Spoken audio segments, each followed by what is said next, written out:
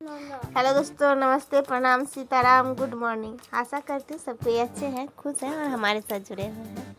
सुबह सुबह ब्रेकफास्ट बना रहे हैं, तो ब्रेकफास्ट में आज हम बना रहे हैं छिलके वाले मसूर की दाल। और छिलके वाली मसूर की दाल को हम लोग कुक कर लेंगे और इसी से नाश्ता करेंगे। इससे हम लोग मुरमुरा लेते हैं या फिर आप रोटी पराठा भी ले सकते हैं, इसे थोड़ा सा तड़का डालकर। तो और ये डायरेक्ट जो है किसान जो इसकी खेती करते हैं और हटिया में लाते हैं बेचने के लिए, तो हटिया से ख़रीद कर लाया हुआ है, इसीलिए इसमें बहुत सारे मिट्टी और कंकड़ है।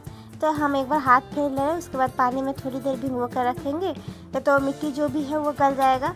और अच्छे से साफ़ कर लेंगे और इसका स्वाद बहुत ही अच्छा होता है। जो मार्केट से ख़रीदा हुआ मिलता है थोड़ा सा मोटा दाना का जो है छिलके वाले मसूर की दाल का, काले मसूर की दाल, तो उसका स्वाद उतना अच्छा नहीं आता है जितना इसका खिल के आता है स्वाद एकदम। और टेस्ट में भी बहुत ही अच्छा होता है। तो इसे हम एक बार जो है हाथ फेर लिए हैं, उसके बाद देखिए साफ़ कर लिए इसे अच्छे से पानी डालकर थोड़ी देर भिगोने के बाद।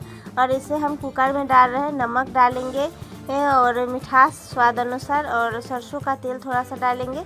और इसके साथ हम आधा बैगन भी कट करके डालेंगे, एक आलू भी कट करके डाल देंगे। मसूर की दाल में बैगन बहुत ही स्वादिष्ट लगता है। आप सबको ये अगर नहीं देते हैं तो एक बार देकर देखिए। आप छोटा छोटा पीस करके भी डाल सकते हैं, लेकिन हम यहाँ पर बैगन के पीस को बड़ा करके इसलिए डाल रहे हैं क्योंकि मसूर की दाल कुक होने में थोड़ा सा टाइम लगेगा, जिस वजह से बैगन गल जाएगा।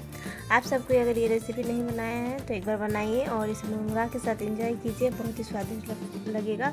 और 2-3 हरी मिर्च डाल दीजिएगा। हम हरी मिर्च नहीं डाल रहे हैं क्योंकि रिद्धि को भी खिलाना है, इस वजह से। और वीडियो पसंद आए तो लाइक करके चैनल को सब्सक्राइब कीजिएगा और हमारे साथ जुड़े रहिएगा।